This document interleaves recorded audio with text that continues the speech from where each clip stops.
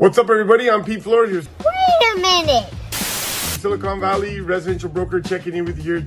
Okay. I actually was listening to a podcast that I really like. What do you mean by that? Some of the guys on there were saying that don't buy a house. Huh? Don't buy a house. This is a horrible time to buy. Pretty much all the stuff that we're hearing, right? The economy's bad. Government is this, government's that. We don't know what's going to happen. Hold off and buy.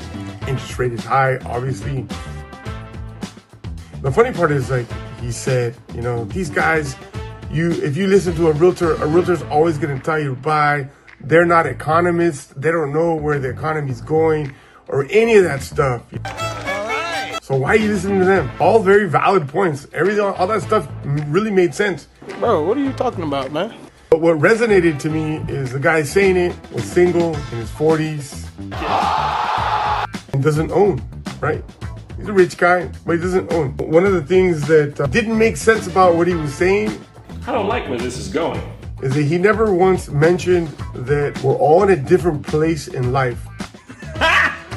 We're all in a different place in life. Let's say you're a single guy starting to make decent money. How? And you actually can afford to buy a house. It is what it is. Where we live is really expensive, but let's say you are able to afford it. There's only one thing you need to do. You absolutely need to buy. If you're a young couple that is gonna get married or is recently married and you're also doing pretty good and you actually can afford to buy a house, you should absolutely buy. The reason is this. Right now, it's all true. I'm not an economist. The economy is not doing so well. Maybe the government's hiding the real numbers. We don't care. Let me tell you. We don't care. Maybe the interest rate is too high. My disappointment is immeasurable. All these reasons why you shouldn't buy. You do have one really valid reason. Okay. You're young, and God willing, you get to live a long life. And 30 years is 30 years. You don't start now, you're gonna end up starting later. Obviously, this conversation is for young folks.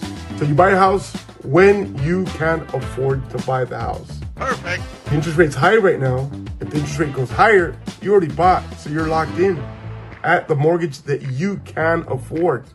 Damn! If the interest rate goes down, which the government's trying to do, to try to get the Fed to drop the rate, to in turn have mortgage rates come down, then you're gonna get relief. You can do it! Your mortgage is gonna be a lot cheaper as soon as the interest rate drops.